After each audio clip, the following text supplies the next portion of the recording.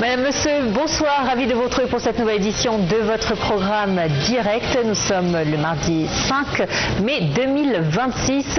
À la une de l'actualité en Égypte, eh bien cette visite attendue du président français Emmanuel Macron pour l'inauguration du nouveau campus de l'université Senghor à Alexandrie. Et justement, le président Abdel Fattah el-Sisi a examiné les préparatifs en cours pour l'inauguration du nouveau campus de l'université Senghor, prévu au cours du mois de mai, donc samedi pour être précise.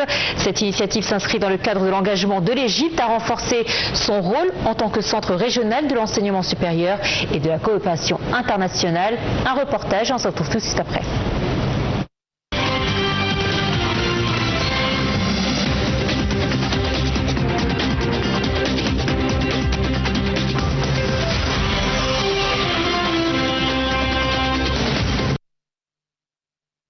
Le président Abdel Fattah el-Sisi a examiné les préparatifs en cours pour l'inauguration du nouveau campus de l'université Senghor à Bourg El Arab, prévu au cours du mois de mai. Cette initiative s'inscrit dans le cadre de l'engagement de l'Égypte à renforcer son rôle en tant que centre régional de l'enseignement supérieur et de la coopération internationale. Le chef de l'État a souligné l'importance de ce projet qui reflète la profondeur des partenariats entre l'Égypte et ses partenaires internationaux, notamment dans l'espace francophone.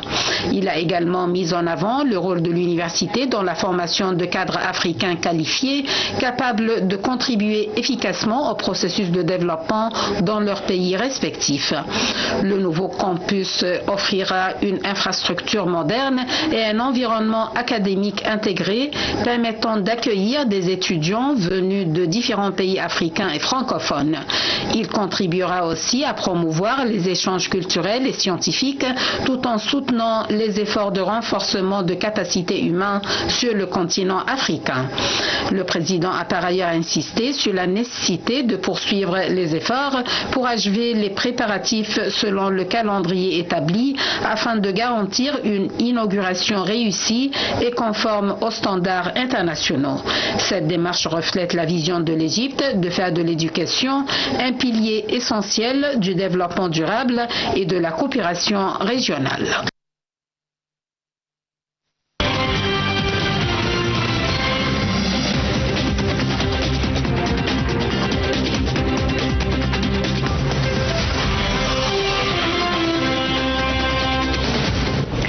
Et ce sera notre premier sujet principal et c'est un immense plaisir pour moi de recevoir via Zoom ce soir cet invité de marque, monsieur le recteur, cher professeur Thierry Verdel, bonsoir. Bonsoir. Alors vous êtes à la tête de l'université Senghor, ce fleuron de la formation francophone au service du développement africain. L'actualité est brûlante pour votre institution avec l'inauguration de votre nouveau campus et la visite du président français Emmanuel Macron. Merci de nous accorder ces quelques minutes depuis votre agenda que l'on sait très chargé. Alors tout d'abord, monsieur le recteur, la venue du président français pour inaugurer vos nouveaux locaux est un événement historique. Quel message fort cette visite envoie-t-elle au monde académique francophone aujourd'hui ? Alors, déjà, peut-être dire que le président français, effectivement, sera avec nous, c'est un grand honneur, mais à double titre. Il le sera au titre d'abord du président du sommet de la francophonie. Vous savez que la France a organisé et accueilli le dernier sommet de la francophonie à Paris en octobre dernier. Donc, le président en exercice du sommet, c'est le président Macron, donc il vient à ce titre-là, de l'université Senghor, étant une institution de la francophonie. Et il vient aussi en tant que président de la France, qui est un des bailleurs, le bailleur principal d'ailleurs de l'université Senghor. Donc, sa présence, elle marque doublement l'appui de la France et de la francophonie au développement africain, puisque c'est la mission de l'université, et le souhait probablement de continuer à appuyer des initiatives de l'université Senghor au profit de l'Afrique francophone, dont l'Égypte fait partie. Alors, sans trahir de secret, qu'est-ce qui, selon vous, marquera le plus l'esprit du président lors de sa découverte du nouveau campus ? Mais je crois que c'est le côté bijou en fait. Si vous avez la chance de venir nous rendre visite, vous allez voir que l'université a mis le gouvernement égyptien a mis à notre disposition un magnifique campus, vraiment pensé pour la créativité, pour pour le vivre ensemble pendant 2 ans. Vous savez que c'est comme un petit village, nos étudiants habitent sur place, nos salles de cours sont magnifiques, elles sont transparentes, beaucoup de transparence, des infrastructures sportives, bref, tout est fait pour que pendant les 2 années que vivent nos étudiants ici à Alexandrie, ils puissent profiter pleinement de cette infrastructure et se concentrer finalement sur ce qui fait l'objet de leur formation, c'est-à-dire le développement du continent africain. Alors justement, vous avez mentionné le gouvernement égyptien. L'université Senghor est ancrée en terre égyptienne. Comment ce nouveau départ renforce-t-il les liens entre la France, l'Égypte et l'ensemble de l'Afrique ? En fait, il renforce les liens entre l'espace francophone d'une manière générale, entre les pays membres de l'espace francophone et tous ceux qui ont des relations avec le continent africain. Donc effectivement, nous sommes... D'ailleurs, je crois, la seule institution dont le siège est dans un pays du Sud, sur le continent africain lui-même, ici en Égypte, et à partir duquel nous nous adressons à toute l'Afrique francophone, donc l'Égypte, la France. Si vous voulez, nous sommes des vecteurs en quelque sorte de la coopération scientifique entre la France et le continent africain, entre l'Égypte et les autres pays du continent africain. Nous sommes un des vecteurs, et peut-être un des vecteurs principaux, je dirais. Et quelle a été la contribution du gouvernement égyptien dans la construction de ce nouveau campus ? Alors c'est le gouvernement égyptien, selon les accords de création de l'université de Senghor, qui doit mettre à la disposition de l'université de Senghor son siège.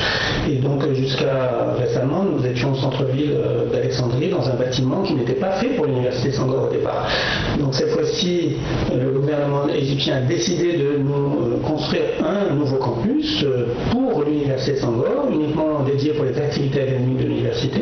Et donc la contribution est très importante, puisqu'elle est à peu près l'équivalent en valeur de tout ce que les autres partenaires de l'université ont apporté à l'université pendant les 30 dernières années. Est-ce que ceci reflète justement l'intérêt que porte l'Égypte pour le continent africain et le développement de ses liens avec l'Afrique ?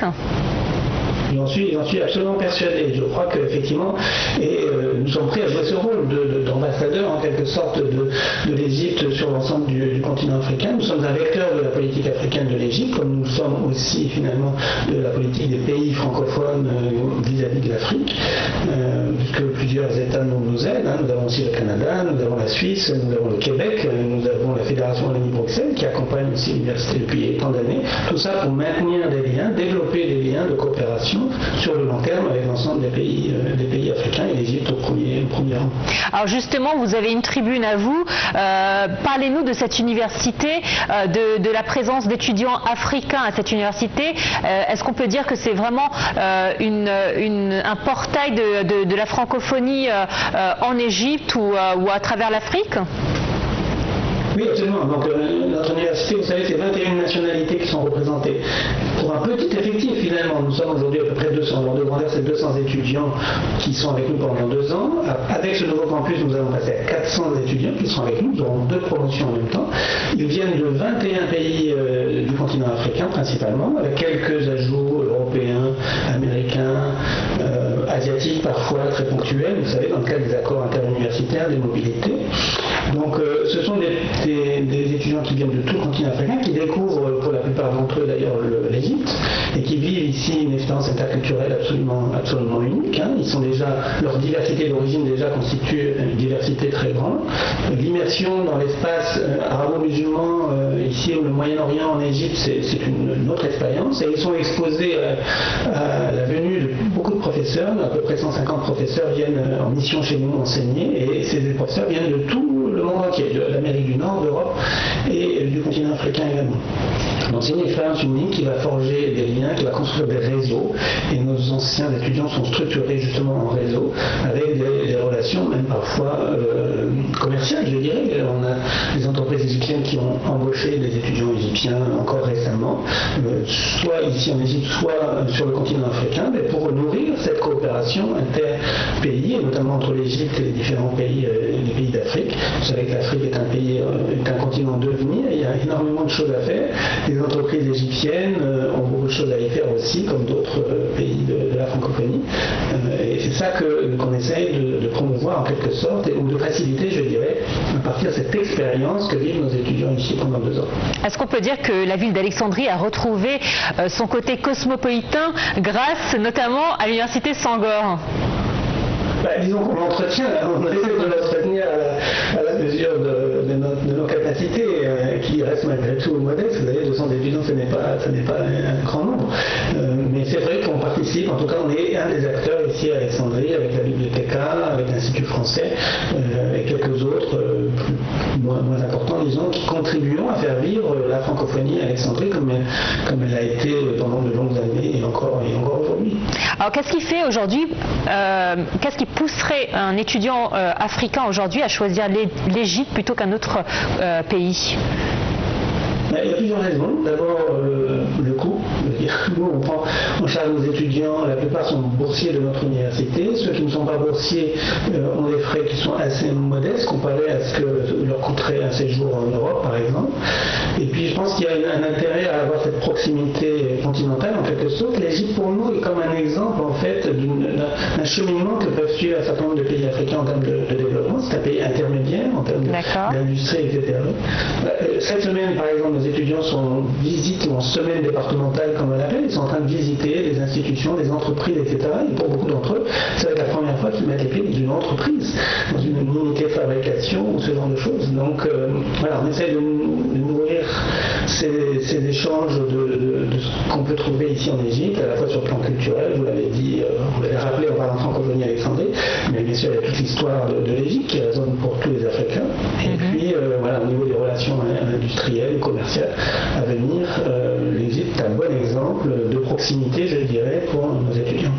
Alors, pour revenir au nouveau campus, comment il s'intègre dans votre vision d'une francophonie moderne, dynamique et surtout tournée vers l'innovation et le numérique? Alors vraiment, il est à l'image, comme vous le dites, de l'innovation et du numérique. Déjà, c'est un campus hyper connecté, je dirais, avec une connexion de très très haut débit. C'est très très confortable de travailler ici. Et du coup, on travaille de toute façon dans le numérique et dans l'image numérique, comme on le dit, déjà depuis un certain nombre d'années, mais vraiment dans des conditions très confortables actuellement sur le nouveau campus. Je vous disais tout à l'heure, campus transparent, avec des salles un peu innovantes dans leur organisation. Les salles qu'on appelle les salles scale-up, par exemple, sont des salles à double projection, avec des tables rondes où les étudiants peuvent travailler en petits groupes et en même temps donc voir ce que le prof partage d'un côté ou de l'autre. On a une salle de créativité. Les espaces sont pensés pour faciliter les échanges internes, pour être inspirants pour nos étudiants. Et je crois, je n'ai pas vu beaucoup d'établissements en Asie qui aient cette qualité-là, à la fois de réalisation, cette architecture-là inspirante, assez unique. Je pense assez unique ici en Asie. Alors, on remarque que le français commence à prendre de la place, ou reprend une place importante dans la société égyptienne. Autrefois, il était quasiment première langue du pays. Bien évidemment, avec la mondialisation, l'anglais a pris le dessus, mais depuis quelques années, on voit quand même le français reprendre une place très importante. Là, aujourd'hui, nous assistons donc dans quelques jours à l'inauguration du nouveau campus de Senghor. En septembre, nous attendons aussi à l'inauguration d'un autre campus, l'université au Caire cette fois-ci. Est-ce que c'est une volonté surtout de l'Égypte de retrouver cette place qu'elle avait autrefois dans le monde de la francophonie? Oui, peut-être. En tout cas, vous savez, la moitié de l'Afrique parle français. L'Égypte a sa place à jouer, son rôle à jouer, en tout cas dans le développement du continent africain. Il y a certainement beaucoup d'opportunités à saisir.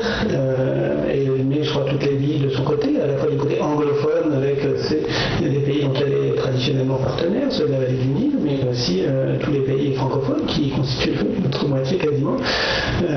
Donc voilà, je pense que c'est important pour l'Égypte, comme d'ailleurs pour beaucoup d'autres pays francophones, de continuer à investir en Afrique, peut-être certainement de repenser les relations avec l'Afrique pour travailler ensemble au développement de l'humanité d'une manière générale. Vous avez 2,5 milliards d'habitants, je crois, qui sont attendus sur le continent africain dans les années 50, donc ça va représenter la grande majorité de la population mondiale.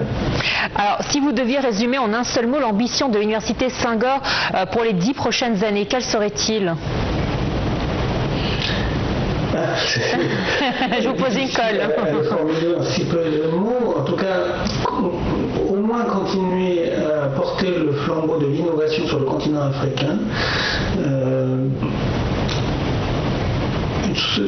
Notre slogan aujourd'hui, c'est l'université Sangor, c'est là où s'invente, se construit l'Afrique de demain. Donc,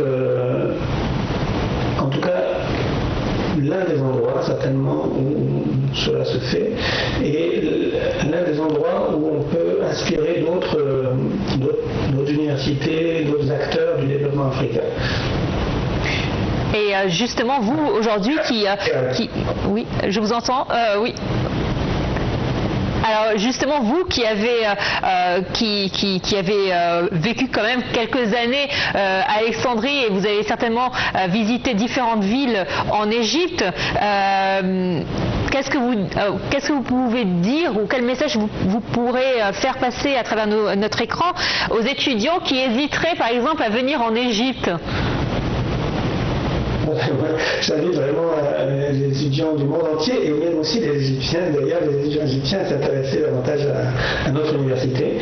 Alors d'abord s'intéresser à l'Égypte parce que l'Égypte, moi je trouve c'est un pays, d'abord c'est un pays sûr, contrairement à ce que parfois on laisse penser compte tenu de la situation régionale qui est difficile, et c'est vrai que l'Égypte en souffre beaucoup.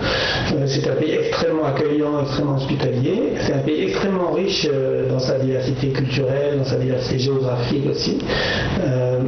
C'est un pays attachant, le peuple y est très attachant. Et voilà, j'invite aussi les étudiants égyptiens à s'intéresser à l'université Sangor parce que le développement du futur, y compris le développement de l'Égypte, c'est l'Afrique qui va en être un acteur important. Donc j'invite les étudiants égyptiens aussi à s'intéresser à notre université, surtout s'ils ont quelques années d'expérience. Vous savez qu'on attend de nos étudiants, avant qu'ils arrivent, d'avoir eu au moins un an d'années d'expérience professionnelle. On s'adresse à des jeunes professionnels en réalité, pas simplement à des étudiants. Bref, voilà, ceux qui ont un regard, qui peuvent porter leur regard sur l'Afrique, on en sera ravis de les accueillir chez nous, de les inviter à participer à notre formation et je pense que ça donnera énormément d'opportunités comme tous les Égyptiens qui sont passés chez nous ont eu de belles opportunités. Alors merci infiniment Monsieur le Recteur d'avoir partagé avec nous les coulisses de cette inauguration majeure. On vous souhaite bonne chance, beaucoup de succès. On rappelle que l'Université Sangor continue de porter haut les couleurs de l'excellence et de la solidarité francophone. Nous suivrons de très près cet événement présidentiel. Merci infiniment. Merci beaucoup. Voilà, il s'agissait donc du professeur Thierry Verdel, recteur de l'université Sangor, qui nous a parlé des préparatifs donc en vue de l'inauguration du nouveau campus. On enchaîne avec le reste de l'actualité. Cette fois-ci, on va parler des crises régionales. L'actualité, bien évidemment, politique domine ces jours-ci. Alors, dans une région secouée par les conflits, le Caire affirme son rôle de médiateur incontournable, privilégiant le dialogue et la désescalade face aux crises qui s'intensifient à ses frontières. Un commentaire.